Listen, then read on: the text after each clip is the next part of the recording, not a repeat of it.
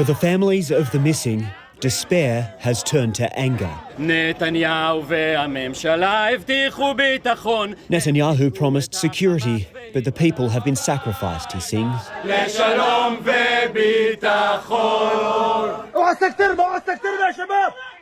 Yotam Kipnis's parents, Eviatar and Lilach, haven't been seen since Hamas militants stormed their home in Kibbutz Be'eri. I didn't know, I still don't know what happened to my parents. I still don't know where are they, if they're alive or dead, if they're held hostages in Gaza or if anything else happened. He, like many here, blamed Prime Minister Benjamin Netanyahu for security failings, and he's terrified his parents might be considered collateral damage in a ground assault. The Hamas government has to be toppled down in some way. I just don't think conquering Gaza will get that achieved. All along this wall, people are posting the names and faces of the missing. Many of them are children. 5-year-old Amelia, 4-year-old Ariel, Emma and Julie, just 3. Israel says it's preparing coordinated strikes from the land, sea and air. For a week, it's been building its forces near the border with Gaza, but they won't advance until every piece is in place. There are dozens and dozens of tanks down there, and we've seen some heavy equipment brought in too, including bulldozers. The Israeli military is clearly preparing for a massive operation. They're just waiting for the order. One that won't be given until all civilians have left, according to Israel. But Hamas is telling them not to.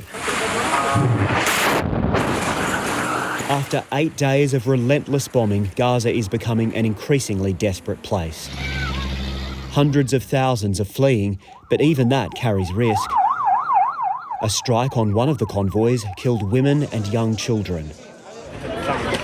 Palestinians who have foreign citizenship hoped they'd get into Egypt, but its borders remain shut. Holding her British passport, Mariam is trying to leave after visiting family in Gaza. I'm really in fear, and every time I just have to have the thought of me dying in a bomb in Gaza. It's not a good thing. And every place I go to run away, and I just find bombs and I find dead people, and maybe one day I'll end up like them, but it's a really scary thing for me. Half of the people who live in Gaza are children and teenagers. Ramez Bahum is 15. I can barely stand it, he says. Look around you at all these kids and ask them, do you want to live or not? We just want to be secure. Our dream is to live. That's all we want. It's the children caught in the crossfire and the children being held hostages that's making this war even harder to bear. And as Gaza braces for a ground assault, Israeli troops continue to build along the border. Our correspondent Nick Dole is in southern Israel.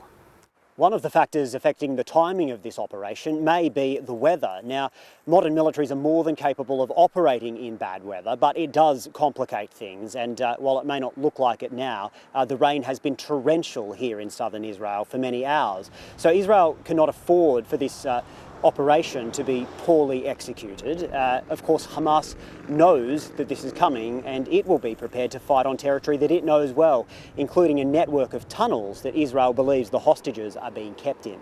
Now, the IDF says that it can wait until it sees that civilians from the northern part of Gaza have left that area. But many aid groups say that's simply impossible. They say you cannot get so many people, more than 1 million, from that part of Gaza into the south safely. And even those who wanted to leave, some of them can't because they're so badly injured. So with those factors combined, it may be that Israel decides it's better to hold off until it's more confident. Regardless of timing, this is likely to be a very long, drawn-out and bloody battle that's very costly for both the IDF and civilians in Gaza.